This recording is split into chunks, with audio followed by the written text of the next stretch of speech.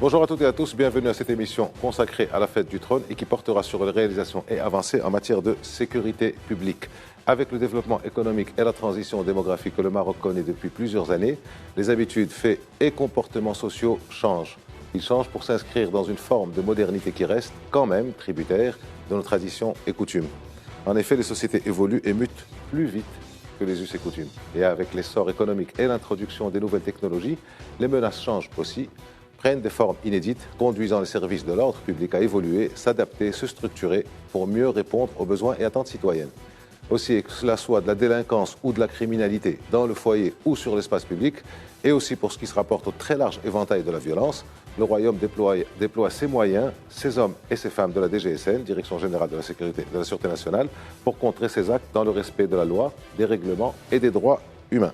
Mais avec la complexité des formes de violence et leur multiplicité, les services de police ont dû s'organiser pour apporter des réponses à chacun, chacune, rapidement, dans l'efficacité, sachant que quand la violence survient, ce n'est pas la seule police qui a la charge d'agir, mais aussi les services de santé, les différents parquets du Royaume et bien évidemment, on a tendance à l'oublier, la société civile pour une action en amont de la violence. Avec nous pour répondre à nos questions et à celles des victimes de violences et aussi pour éclairer l'opinion publique sur les évolutions de la sécurité publique, Madame le commissaire divisionnaire Mariam Al-Alaqi. Bonjour, merci d'avoir répondu à notre invitation. Merci. Vous êtes chef de service des affaires portant atteinte à la famille et à la moralité publique au sein de la direction de la police judiciaire. Monsieur le commissaire divisionnaire Moustapha Haddaoui, vous êtes chef du service des systèmes gestion des arrondissements de police au sein de la direction de la sécurité publique. Merci. C'est Moustapha Haddaoui et merci d'avoir accepté notre invitation. Alors, on va passer à l'axe 1 qui sera consacré à la violence domestique. L'une des formes les plus répandues de la violence au sein de la société marocaine et l'une des plus silencieuses aussi est la violence domestique. Peu connue, peu dénoncée, elle constitue cependant un problème majeur auquel sont confrontés tant les citoyens que les services compétents au sein de la DGSN. Commissaire divisionnaire Mariam Al-Alaqi, je commence par vous. La violence domestique, ce sont les actes violents contre les conjoints, généralement les épouses. C'est aussi des actes violents contre les enfants et éventuellement entre voisins. Quelle est la situation de cette forme de violence? Quelles en sont les catégories? Si vous avez des chiffres à nous donner aussi. Merci tout d'abord pour l'invitation de la DGSN à cette émission. Donc pour la violence faite aux femmes, on parle de 4 formes de violence qui sont définies par la loi 103/13 relative à la lutte contre la violence à l'égard des femmes. Vous parlez de violence domestique, donc c'est le contexte qui est où se passe cette violence. Effectivement, il y a 49% des violences commises à l'égard des femmes se passent dans le contexte conjugal et ce sont des époux qui en sont l'auteur.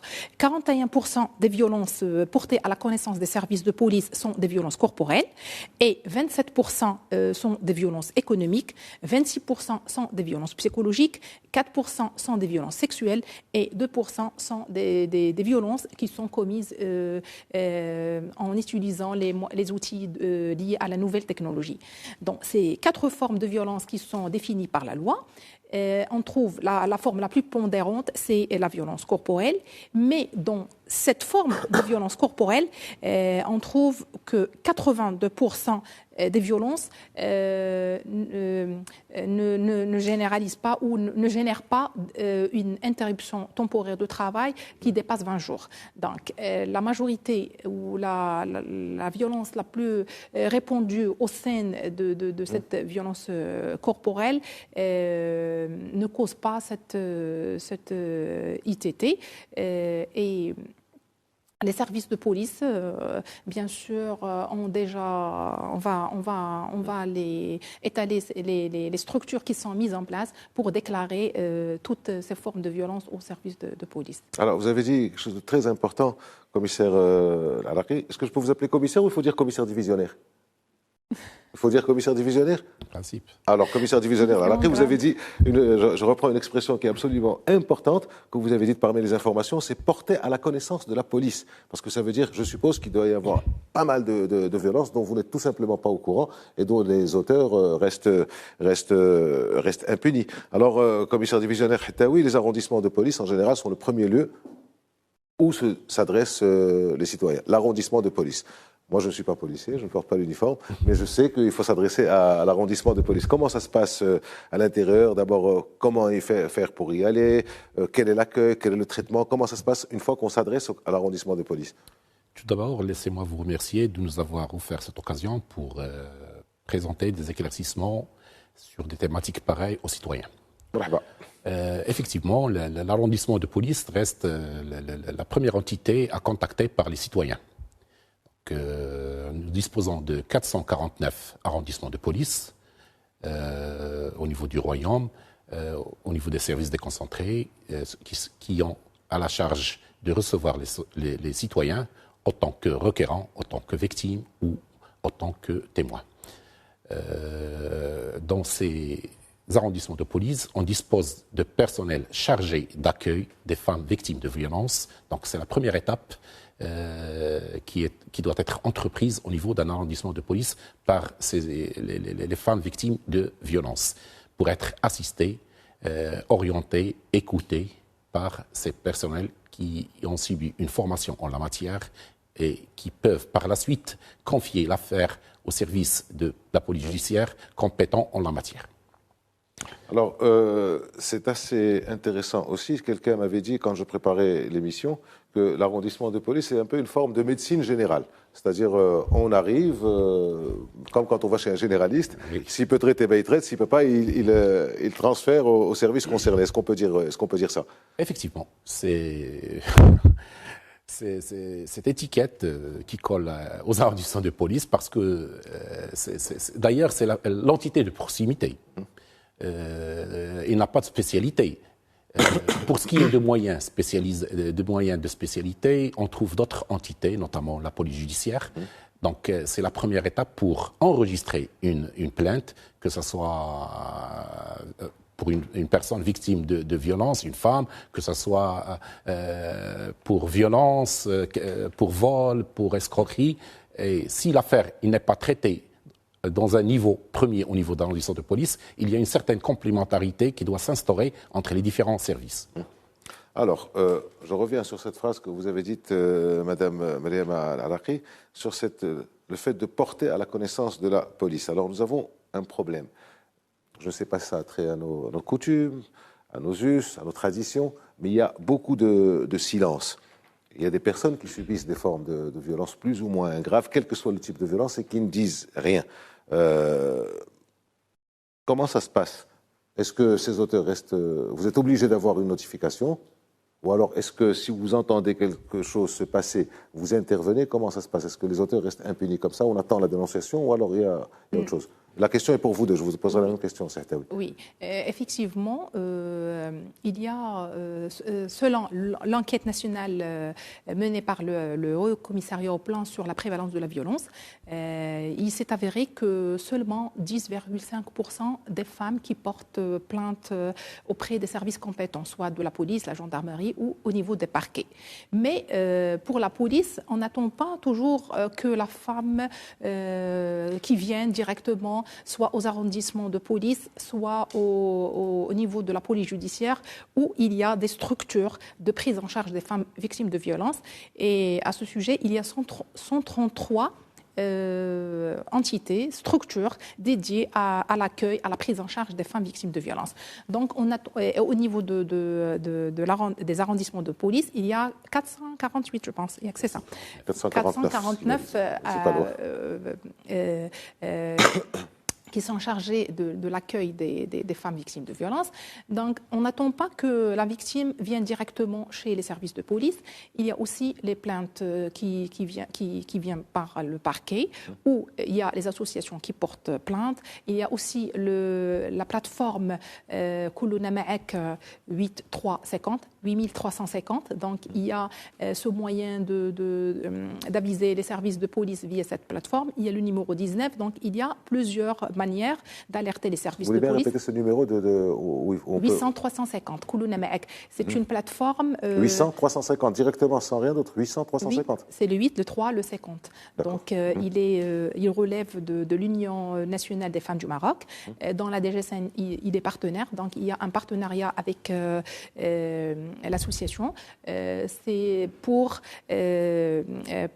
mettre à la disposition des femmes victimes de violences ou toute personne témoin d'une agression ou d'une violence de porter plainte auprès du service de police. Aussi, il y a les services de la veille. Donc, il y a les services compétents qui, par exemple, relèvent sur le Facebook, sur le YouTube, donc sur les réseaux sociaux. Donc, je ne vais pas citer tous sur les plateformes des réseaux sociaux.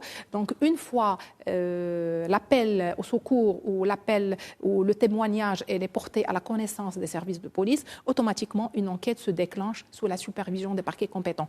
Donc, les services de police, ils sont formés à recevoir ce genre d'appels, d'informations, d'appels de secours, de plaintes, de témoignages, et ils déclenchent une enquête pour arrêter les auteurs. Donc, il n'y a pas d'impunité. Très bien. Les infractions. Oui. Donc, ce descriptif, silence, il ne faut pas qu'il se soit interprété d'une façon quelconque, sauf que il doit être basé sur deux axes. Le premier axe, c'est que si la personne ou la victime ne porte pas plainte, les services de police ne peuvent pas avoir accès à l'information. Le deuxième, c'est que même le législateur, lorsqu'il parle de la criminalité, il parle d'une infraction qui doit être portée à la connaissance des officiers de la police judiciaire. Donc, et puis, il faut inciter... Excusez-moi, monsieur le commissaire divisionnaire, porter à la connaissance, ça veut dire que venir faire un acte d'avis ou de dénonciation, je ne sais pas comment appeler ça, ou alors avoir entendu dire que sinon, une victime, s'il ne veut pas porter plainte, s'il ne veut pas poursuivre la personne mise en cause, donc c'est son droit. Donc, on a par ce recours, on veut inciter les femmes à porter plainte et informer les femmes qu'il y a une instance policière qui peut les accompagner et qui peut recevoir leur doléance. Alors, quelles sont les personnes justement chargées de l'accueil de ces femmes victimes de violences? Est-ce qu'il y a un service particulier au sein des arrondissements ou alors il faut passer directement à la PJ? Ils peuvent passer à la... Rien n'empêche, mais il peut porter plainte directement au parquet, comme il peut entreprendre les démarches au niveau de la police judiciaire, mais en général, c'est l'entité de proximité qui est l'arrondissement de police qui marche avec une permanence au long de la journée, donc qui est généralement c'est la première démarche à faire par une femme victime de violence. Figurez-vous qu'une femme qui est expulsée de son foyer conjugal à 2h du matin, il n'a pas de choix que de contacter cette entité de permanence de l'arrondissement de police pour exécuter les instructions de parquet, les éventuelles instructions de parquet pour son retour au foyer conjugal. Mais il y a une question qui me dérange un petit peu. Si une femme ne veut pas, en général, la violence conjugale, c'est des femmes qui en sont victimes, malheureusement. En général, dans le plus grand nombre de cas, d'une manière écrasante. Et si une dame ne veut pas porter plainte contre son époux, et que vous entendiez dire par des voisins, ou par le gardien, ou par n'importe qui, que, attention, nous entendons des cris dans cette maison, dans cet appartement, est-ce que vous intervenez quand même? Bien sûr. Bien sûr. Vous intervenez? Bien sûr. Quand même, c'est un phénomène, ça devient un phénomène criminel. Mais si ça se passe dans les coulisses et dans le silence, ça vous n'avez pas de moyen de le savoir. C'est l'assistance à une personne en danger. Oui, justement.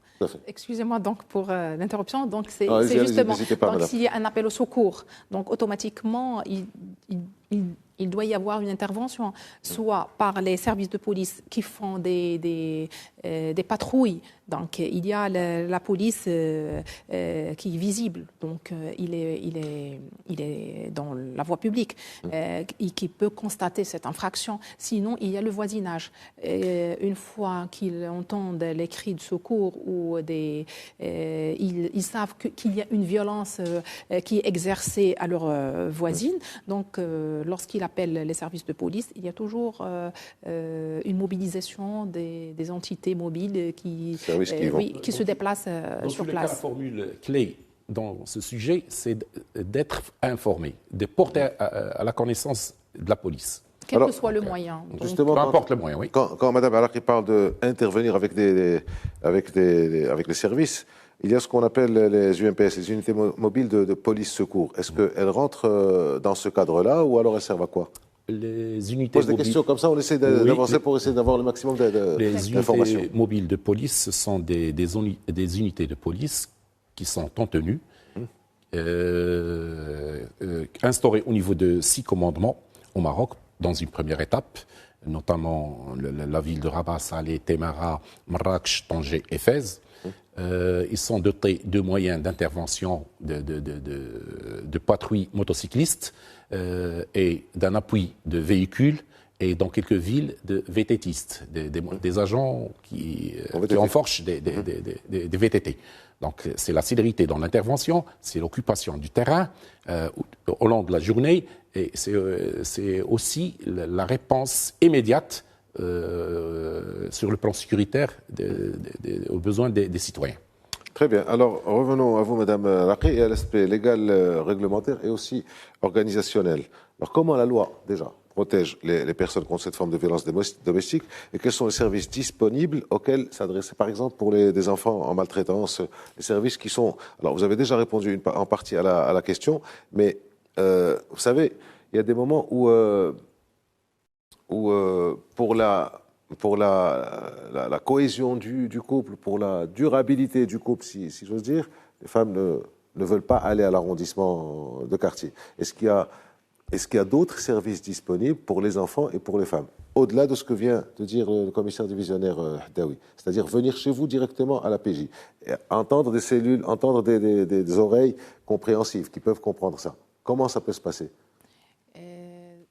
Pour le cadre légal et institutionnel au Maroc, donc on ne peut que se féliciter parce que la loi 103/13, il est venu renforcer l'arsenal juridique et les infractions. Excusez-moi de vous couper, vous avez senti une différence avant et après la loi? Une vraie différence avec le texte législatif qui est sorti. C'est-à-dire que ça vous a un peu plus libéré pour faire vos actions, pour défendre les femmes, les enfants maltraités, les femmes maltraitées surtout. Oui, les cellules sont devenues institutionnalisées. Donc juste un petit rappel de ces structures. La DGSN, il a créé des cellules d'accueil des femmes victimes de violences en 2007. Donc ces cellules, c'était une initiative de la DGSN.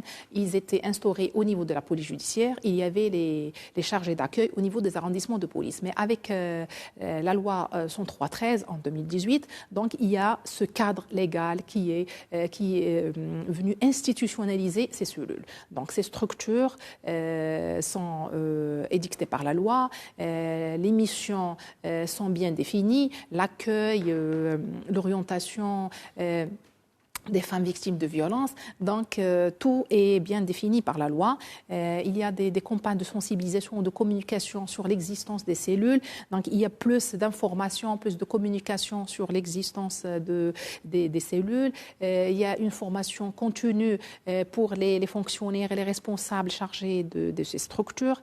Il y a des partenariats avec des instances onusiennes pour renforcer les capacités du personnel. Donc, il y a beaucoup de choses qui se font pour améliorer l'accueil, pour améliorer le recours des femmes victimes de violences aux services qui sont créés par la loi au niveau de la police, au niveau de la gendarmerie, au niveau de la santé, au niveau des parquets. Donc, la loi, il a bien défini les structures qui sont créées au niveau des départements institutionnels. De plus, les femmes victimes de violences, ils peuvent s'adresser soit directement à l'arrondissement de police, soit à la police judiciaire, où le responsable ou le chargé de la structure, il y a des auditions, il y a l'écoute d'abord attentive à ces femmes, à leurs doléances, et pour vérifier si vraiment ces infractions, les déclarations, ils font des infractions punies par la loi. Et puis, il y a l'orientation vers les services concernés. Donc, Le premier contact, c'est la cellule de la prise en charge des femmes victimes de violences. Une fois le besoin est identifié, une fois l'infraction est identifiée, par exemple, soit une violence corporelle, soit une violence sexuelle, soit une violence... Parce que la loi, il a défini 4 formes de violence. Donc, ce n'est pas uniquement la violence qui est commise contre l'épouse qui est punis, mais c'est les 4 formes de violence, plus les infractions commises par les nouvelles technologies, et c'est, on peut dire, les cyberviolences. Donc, une fois identifiée cette infraction, les responsables de la cellule orientent la femme vers les structures dédiées à l'enquête. Donc, il y a des officiers de la police judiciaire qui sont formés pour déclencher des enquêtes et mener des investigations en vue d'identifier et arrêter les malfaiteurs. Alors, ça n'empêche quand même pas qu'il n'y a que 10% des cas de violences domestiques qui sont rapportés à vos services. Ça n'empêche pas que, selon ce qui se dit, ce qui a été rapporté par la presse et par les organisations de défense des droits des femmes, c'est 3% des cas de viol. Donc maintenant, on sait, elles savent à qui s'adresser en cas de problème. Alors, vous parlez Madame Alaqi, des officiers de police formés. Si on doit revenir donc à cette fameuse étiquette de la médecine générale, comment sont formés? Est-ce que vous pouvez nous donner une petite idée? Parce que, encore une fois, moi qui ai l'âge que j'ai, je sens la différence. Enfin, j'ai vu la différence sur les 20, sur les 30 dernières années. Quelle est la formation? Qu'est-ce qui a fait maintenant que les officiers de police qu'on rencontre dans un arrondissement sont beaucoup plus à même de comprendre les problèmes et d'y aller et de répondre? Quelle est la formation? Au-delà de la formation policière en elle-même, c'est-à-dire la formation juridique. Le principe, c'est que le potentiel humain est au cœur du préoccupation de Monsieur le Directeur Général. Donc, pour aboutir à un résultat, il faut tout d'abord procéder à une formation de base qui doit être adéquate et qui doit répondre aux exigences sur le terrain. Et puis, il y a les formations spécialisées et la formation continuée sur le terrain, avec un suivi permanent du personnel déployé au niveau des 449 arrondissements, avec des études et une évaluation constamment établie par les chefs hiérarchiques, tant sur le plan local que sur le plan central. Ce suivi-là, dans une synergie qui doit être instaurée entre le central et le local, fait aboutir à établir un tableau de bord pour former, pour pallier les éventuelles lacunes constatées et puis pour accompagner les mutations que la voie publique peut connaître en termes de violence, en termes de criminalité, de délinquance, ou même parfois des incivilités.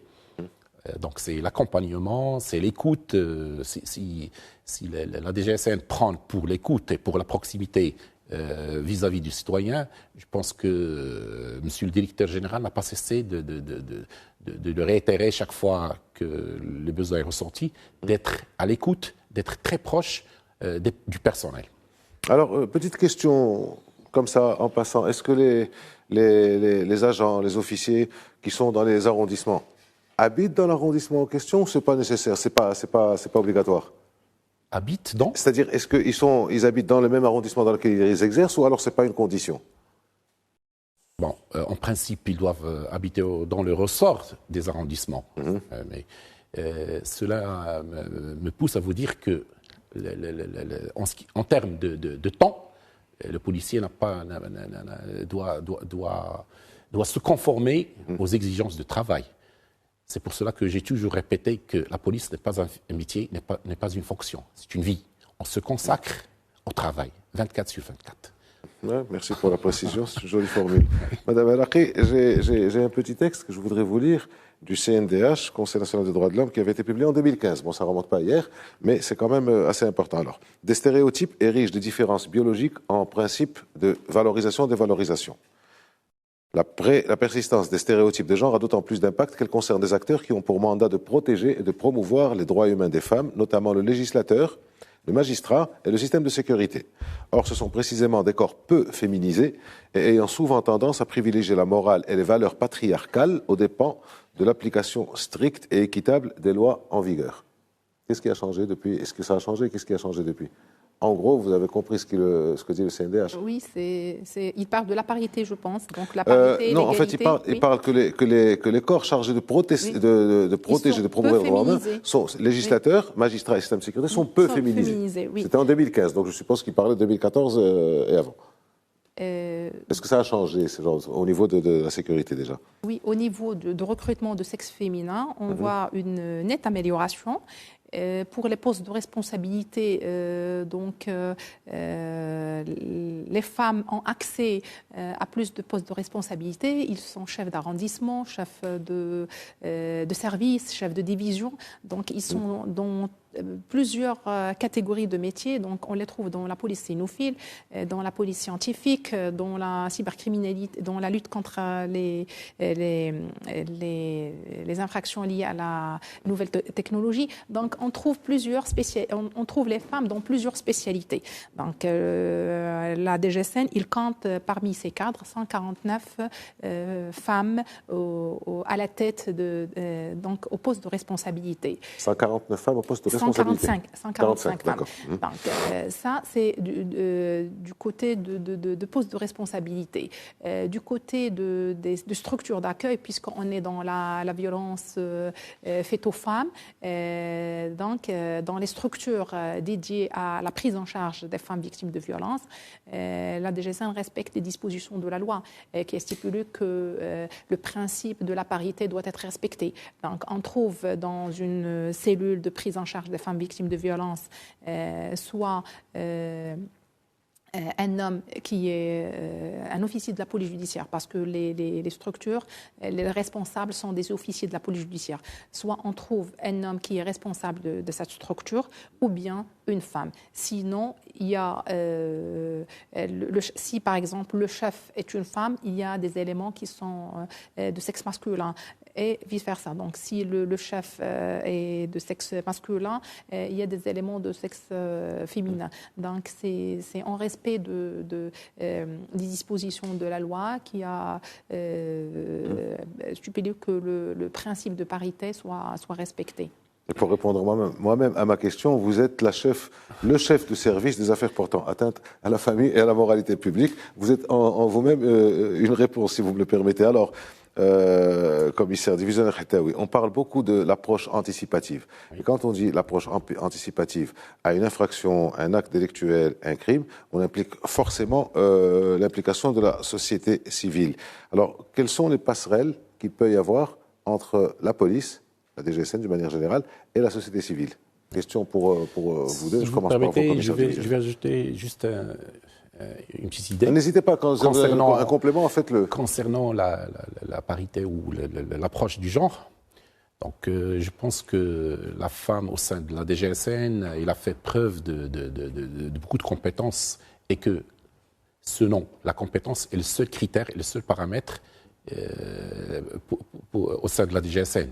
Donc, Madame Laïlaqi, ici présente, est la preuve de l'intégration de la femme au sein des postes de responsabilité. Donc, non pas des femmes responsables ou de grade d'officier, mais nous avons des femmes qui conduisent des estafettes, nous avons des femmes motards, nous avons des femmes... C'est-à-dire les métiers connus pour être des métiers d'hommes. Gardes du corps dans le domaine de la sécurité rapprochée, et qui ont fait preuve de beaucoup de courage et beaucoup de fiabilité. Donc, je pense, après tant d'années, nous n'avons pas ce souci. Et je le répète encore une fois, pour M. le directeur général, la seule différence, c'est la compétence. Le seul paramètre et le seul indicateur, c'est la compétence. Être femme ou homme, l'accès aux postes de responsabilité, aux missions est accessible à tout le monde. La société civile. La société civile. La société civile. Pour ce qui est de la société civile, vous savez que ça fait quelques années qu'on parle d'une gouvernance sécuritaire, d'une police de proximité, d'une police citoyenne. Et ces concepts-là, on peut les converger vers un contact permanent avec la société civile. Donc, ce sont des formes de formes de travail et des formes de partenariat avec ces sociétés civiles, afin de détecter, afin d'anticiper toute nuisité à la quiétude des citoyens, pour être à l'avance sur le terrain et contrecarrer et cerner les formes de criminalité. Donc, ça se passe par le contact direct avec les arrondissements, et selon un planning, que ce soit un planning préétudié, préétabli, avec des organisations ou des organismes au milieu scolaire, avec les banques, avec les associations civiles aussi, qui ont des agendas bien déterminés et qui visent à améliorer la sécurité au sein de leur environnement. Très bien. Madame Nakhi, un mot sur la société civile, comment ça se passe? Est-ce que vous avez des relations avec la société civile en matière d'anticipation, en matière de sensibilisation, en matière d'information, en matière pour qu'ils aident justement à éviter que des crimes ou que des délits soient commis? Oui, bien sûr, surtout dans la formation, soit des agents de la police, soit on reçoit des invitations, des demandes de participation aux tables rondes organisées par des associations. Donc, surtout sur la thématique de la protection de la femme, des enfants, donc la vulgarisation de la loi 103-13. Donc, il y a plusieurs thématiques qui sont traitées avec les associations. Effectivement, il y a du travail en commun, il y a l'accompagnement des femmes victimes de violences, par exemple, une femme qui a peur ou une crainte de porter plainte, soit par peur, soit par convenance sociale, parce que n'oublions pas que dans la société, il y a toujours cette tolérance à la violence, et surtout la violence conjugale, c'est la sphère conjugale, c'est le vécu, donc c'est la sphère privée. Donc il y a toujours cette culture. Il y a des femmes qui préfèrent s'adresser directement aux associations. Donc grâce à ces associations, ils peuvent accompagner les femmes victimes de violences aux cellules de prise en charge des femmes victimes de violences. Un autre volet, c'est la participation dans les tables rondes, comme j'ai dit tout à l'heure, donc pour la sensibilisation des associations sur les structures existantes, sur ce que fait la police, ou bien il y a des associations qui, par exemple, ont leur plan d'action et une étude qui a été élaborée et veulent la partager avec les services de police. Donc, il y a des cadres de la police qui sont invités et qui participent à cette table ronde. Aussi, il y a les commissions la commission locale de prise en charge des femmes victimes de violences et la commission régionale de prise en charge des femmes victimes de violences. La première, c'est au niveau du tribunal de première instance et la deuxième, c'est au niveau des cours d'appel. Donc, ces commissions, c'est quoi leur rôle? C'est la coordination. Ils sont chapeautés par le procureur du roi au niveau de TPI et par le procureur général du roi au niveau de la cour d'appel. Donc, il y a une représentativité de la société civile au cours de ces commissions. Donc, dans ces réunions, il y a des sujets qui sont débattus, il y a des recommandations qui sont issues de ces débats, des discussions. Où la société civile apporte son point de vue, ses recommandations. Donc, il y a une coordination, une collaboration, si on peut dire, avec... Alors, la société civile, c'est la société civile, ce sont en général des adultes, mais est-ce que vous avez des actions en direction des écoles, des collèges? Pas les lycées, pas les universités, ça peut se faire, mais bon, c'est des pré-adultes. Mais au niveau des écoles et au niveau des collèges, je me rappelle à cet effet d'une vidéo qui avait circulé il y a quelques années d'un officier de police qui était à une école, je ne me rappelle plus dans quelle ville, et qui était entouré des adolescents qui devaient avoir 13, 14 ans. Et il avait vraiment expliqué pas mal de choses qui m'avaient servi aussi en regardant ça, mais c'était très sympa. C'était véritablement, même en grand uniforme, mais c'était vraiment un discours qui était à la portée des jeunes. Est-ce que vous faites encore des choses comme ça? Sur ce plan-là, oui. On peut citer les deux aspects. Le premier aspect, ce sont les brigades mixtes entre la sécurité publique et la police judiciaire qui veillent au quotidien sur l'assainissement des alentours des établissements scolaires.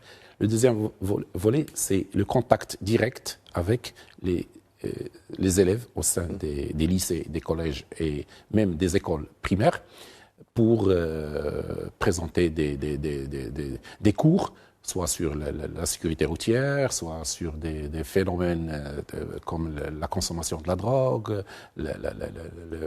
ou d'autres aspects qui peuvent concerner la jeunesse. Donc, la violence conjugale aussi domestique? Non, ils ne sont pas concernés, mais ils peuvent voir. Quand même, ce sont des mineurs d'âge. Oui, ils peuvent voir. C'est vrai que c'est un peu délicat.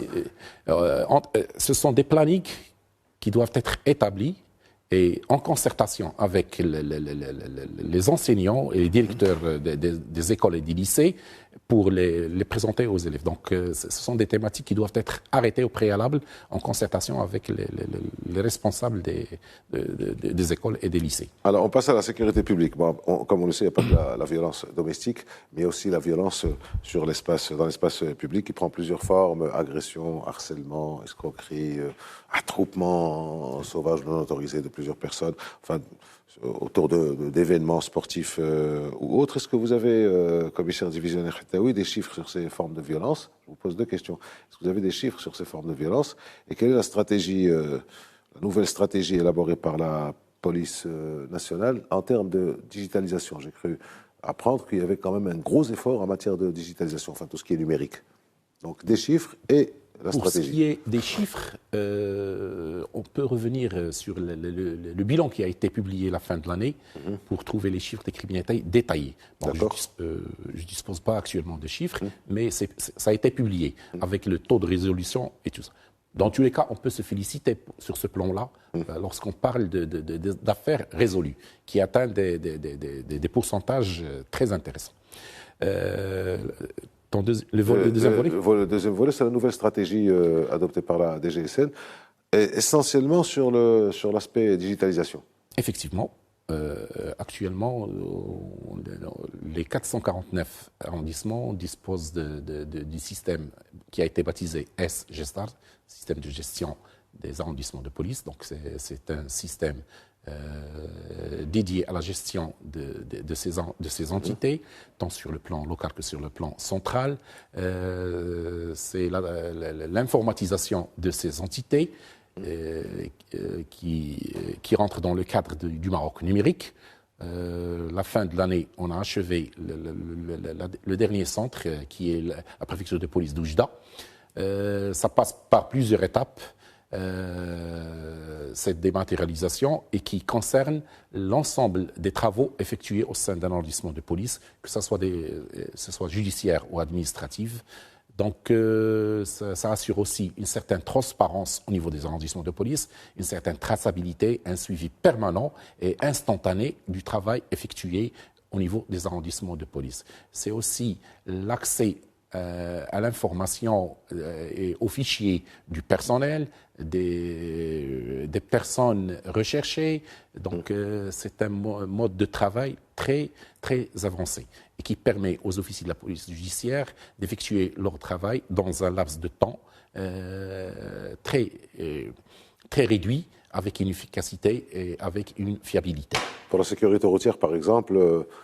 Pour la sécurité routière, vous savez, lorsqu'on parle de la sécurité routière, on déploie actuellement dans quelques artères les caméras.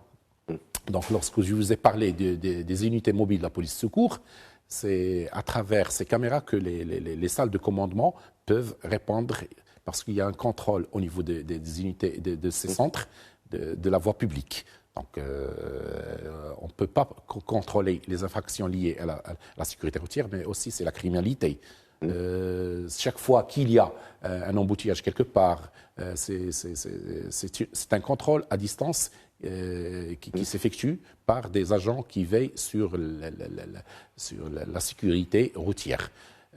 On peut parler des ATF. Excusez-moi, quand on est dans un embouteillage et qu'on voit que c'est bloqué, que c'est engorgé, que ça ne bouge pas, et on voit des officiers de police avec leur talkie-walkie à l'oreille qui disent aux gens de passer au feu rouge. Ils sont reliés à un central qui leur dit attention, libérez parce qu'il y a un bouchon de l'autre côté. Ils ont une vision plus globale au niveau des centres de commandement. D'accord. Pour qu'ils puissent orienter ces entités déployées sur la voie publique pour débloquer une situation pareille. Donc, pour ce qui est de la digitalisation, on peut parler des ATF, des amendes transactionnelles forfaitaires. Ils sont gérés d'une façon informatisée aussi. Donc, La DGSN déploie de plus en plus les moyens techniques, que ce soit sur le volet criminel, que ce soit sur le volet administratif. Très bien. Alors, revenons, Madame Alakri, si vous voulez bien, encore une fois, à ces passerelles qui entre les différents services. Il y a une agression qui est commise. Donc, il y a une victime et il y a un agresseur. Donc, et nous avons 3 services qui s'occupent de ça, les services de police, les services de santé et les services judiciaires. Comment se fait l'articulation entre les deux? Est-ce que, par exemple, quelqu'un qui est agressé et qui va directement à l'hôpital, sans passer par la case police, est-ce qu'on vous avertit ou comment ça se passe au juste? Oui, si par exemple, je commence par votre exemple. Donc, si par exemple, une femme, un enfant, qui a été victime d'une agression, par exemple, il a été admis dans une entité hospitalière. Donc, il y a la dénonciation au service de police. Donc, la loi, il n'y a plus le secret professionnel pour dénoncer cette violence ou ce viol, par exemple, si la victime est mineure d'âge ou si c'est une femme. Donc, le service sanitaire, ils peuvent dénoncer à la police qui se déplace sur place pour constater l'infraction et pour voir si l'état de santé de la victime permet son audition sur place ou bien, par exemple, après rétablissement. Donc, ça, c'est un cas. Il y a l'autre cas, si, par exemple, la victime se déplace chez les services de police pour enregistrer une plainte, si c'est dans le cadre de la violence faite aux femmes. Donc, il y a les cellules, les structures de prise en charge des femmes victimes de violences. Leur mission, elle est définie par la loi, c'est l'accueil, c'est l'orientation, c'est toute la prise en charge des femmes victimes de violences au sein de l'entité, au sein du commissariat.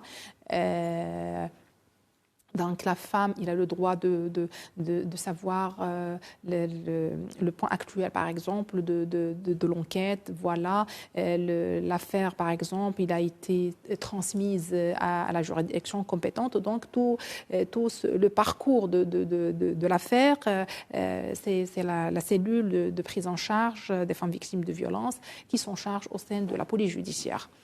Si l'état de santé de la femme nécessite son accompagnement à l'hôpital, donc automatiquement, le chargé de la cellule, il l'accompagne s'il est victime, par exemple, d'une agression sexuelle. Donc la première des choses, c'est le constat à l'hôpital. Donc il y a les prélèvements, il y a les collègues de la scène de crime qui se déplacent avec le chargé d'accueil, plutôt le chargé de la prise en charge des femmes victimes de violences qui se déplace à l'hôpital pour faire les prélèvements nécessaires en présence du médecin, bien sûr. Et il y a l'entité de prise en charge des femmes et enfants victimes de violences au niveau de l'hôpital. Donc, il y a une coordination des efforts entre ces deux institutions. Les structures de prise en charge au niveau de l'hôpital, ils ont leur mission, c'est tout le parcours au niveau de l'hôpital. Et pour les services de police, donc c'est l'enquête, c'est l'accompagnement de la femme jusqu'à Mais est-ce que vous décidez de votre propre chef d'aller interpeller l'agresseur présumé ou alors vous attendez un ordre du parquet? Donc tous les actes de l'officier de la police judiciaire, ils sont supervisés par le parquet. Donc une fois la plainte elle est portée à la connaissance des services de la police, donc le parquet est avisé, les instructions sont bien sûr exécutées. Donc une fois l'accompagnement, on s'assure de l'état de santé de la victime, donc il est mis hors de danger. La première des choses, donc les soins, tout le nécessaire, il se fait au niveau de l'hôpital. Et puis, il y a l'enquête qui commence au niveau de la police judiciaire ou au niveau de l'arrondissement de police. Ça dépend vous parlez au plus pressé, vous soignez d'abord, après vous appelez le parquet pour prendre des instructions. Oui, dès que la femme porte plainte, donc automatiquement, il y a l'OPJ avise le parquet compétent. Donc tous les actes procéduraux sont sous la supervision du parquet compétent. Donc ça, c'est édicté par la loi. Donc l'OPJ, il travaille dans le cadre de la loi. Une fois la plainte est enregistrée, automatiquement, il y a le déclenchement de l'enquête, soit au niveau de l'arrondissement de police, si l'infraction est de sa compétence. Mais si l'infraction, par exemple, il est très grave, il y a un viol, une agression avec une arme blanche, donc c'est les services de police qui entrent sur la ligne et qui sont saisis de l'affaire. Très bien. Juste une petite précision. L'action et la réaction des officiers de la police judiciaire s'inscrivent dans un cadre légal. On doit dissocier entre le flagrant délit et les enquêtes préliminaires. Lorsqu'il s'agit de flagrant délit, automatiquement, l'officier de la police judiciaire est appelé d'entreprendre les démarches nécessaires, notamment arrêter la personne mise en cause et d'informer dans l'immédiat le parquet. Mais si une personne ensanglantée vient vous voir, c'est pas un flagrant délit, c'est pas. C'est la victime, on parle là de victime. Oui, d'accord. Si on doit l'assister. D'accord. Donc, selon le processus que Mme Henry vient de citer. D'accord. Mais si, en fait, je vais préciser ma question. Le flagrant délit, c'est ce que vous avez dit. Oui. Le flagrant délit, c'est vous voyez un acte délictuel ou criminel être commis, bien entendu, vous intervenez tout de suite. Oui. Mais si vous voyez une victime d'agression, est-ce que c'est un flagrant délit? Vous considérez bien ça? sûr. C'est considéré comme un flagrant délit, même s'il n'y a pas. C'est un aspect flagrant. Donc, et les victimes, voilà. Oui, c'est ça. Le législateur, lorsqu'il parle de flagrant délit, il y a certains critères qui doivent être incluses dans ce flagrant délit, notamment la victime qui vient avec des blessures, donc c'est ça le flagrant délit. Bon, la réaction de l'officier de police qui change du flagrant délit ou de l'enquête préliminaire. Lorsqu'il s'agit il doit dans l'immédiat procéder aux démarches et aviser le parquet dans l'immédiat aussi. Alors, je vais rester avec vous, commissaire divisionnaire Mostafa Haddaoui, avec une question large, très large. Comment fait la police face aux crimes selon ces différents types et catégories? Je ne sais pas si vous pouvez me répondre à cette question sur les différents modes opératoires. Alors, pour vous aider, pour vous encourager à y aller, il y a une information qui passait dernièrement sur une nouvelle arme qui est le bola au rap. Bola au rap, je crois, on appelle ça comme ça. C'est anglais, c'est américain. C'est anglais. Comment ça se passe? C'est quoi ce truc et comment c'est utilisé? Est-ce que c'est déjà en œuvre? Pas encore? Si vous pouvez nous éclaircir là-dessus. Bon, c'est une nouvelle arme, si vous voulez, arme entre parenthèses, parce qu'il s'agit d'outils ou d'armes qui non létales. C'est-à-dire, ils neutralisent les mises en cause lors d'un danger imminent sans blesser la victime. Alors, je ne sais pas si à la caméra, vous avez fait ça. Pardon? Vous avez fait ça, il neutralise. Il s'agit d'un fil. D'accord. D'un fil qui est lancé à l'aide. Moi, je sais, j'ai vu, mais enfin, expliquez un peu aux téléspectateurs. Ça se trouve sur Internet. Donc, il suffit de marquer ce nom. Bola au rap. Voilà. Donc, il dispose d'un fil qui est lancé avec une vitesse qui permet à l'agent de neutraliser le mis en cause sans le blesser et aussi sans blesser les personnes qui peuvent se trouver aux alentours de cette personne. Donc, on est dans une expérience, dans une étape primaire au niveau de la ville de Rabat, Casa, Tanger et Fès. Et sincèrement, ce nouveau outil, ce modus operandi a donné ses résultats. Ça a déjà été utilisé dans d'autres pays, je crois, ou alors ça a été validé par les organismes internationaux? Ça n'a pas été validé au Maroc qu'après la consultation du Conseil national des droits de l'homme, de la présidence du parquet et d'un ensemble de partenaires. Donc il y a un cadre juridique qui a précédé l'utilisation et le recours à cette arme. Donc ça évite en fait l'espèce de truc électrique, je ne sais pas s'il est utilisé ou pas. Non, il n'est pas utilisé au Maroc, mais ça évite le recours à l'utilisation de l'arme à feu. L'arme à feu. Donc on neutralise quelqu'un sans dégâts. Sans dégâts. Après on le cueille. Et pour les autres modes opératoires, comment ça se passe une fois qu'il y a un crime qui est commis, quel que soit ce crime, que ce soit un cambriolage, que ce soit une agression à l'arme blanche ou autre, comment ça se passe? Comment la police se met en branle pour avoir... D'abord, il faut se mobiliser. Il faut donner suite dans l'immédiat à un appel ou une information qui fait qu'il y a un danger ou la commission d'un crime.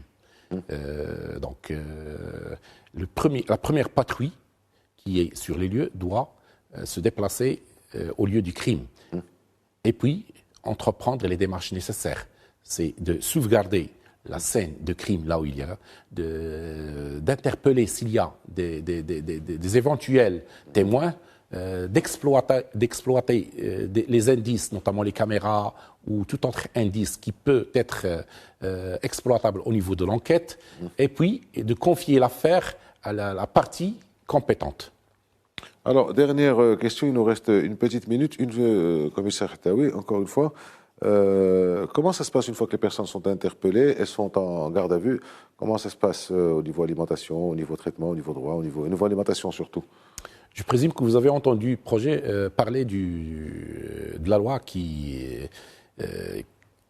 stipule et qui programme l'alimentation des personnes gardées à vue ou des mineurs d'âge qui sont placés sous surveillance. Donc, sincèrement, on doit se féliciter sur ce plan-là, parce que les services de la DGSN, et notamment M. le directeur général, a mis beaucoup d'efforts pour voir sortir ce cadre juridique. Donc, à partir du 19/11, je pense, c'est le 19/11 2022, la mise en œuvre de ce procédé verra le jour, Inch'Allah. Donc, on procédera à l'alimentation des personnes gardées à vue et des mineurs sous surveillance avec des moyens propres à la DGSN, avec des modalités qui ont été préétablies avec les partenaires, notamment l'ONSA, les parquets, le ministère de l'Intérieur. Donc, c'est tout un processus qui a été élaboré en vue de réaliser ce grand chantier. Merci. Il faut quand même éviter de se faire arrêter, même si l'alimentation a été revue, d'éviter de commettre des crimes et des délits. Commissaire divisionnaire Benemal Alaqi, merci beaucoup. Commissaire divisionnaire Mustafa Khattaoui, merci beaucoup. Merci de nous avoir suivis dans cette émission à l'occasion de la fête du trône consacrée à la sécurité publique. Bonne fête du trône à Sa Majesté. Merci à vous.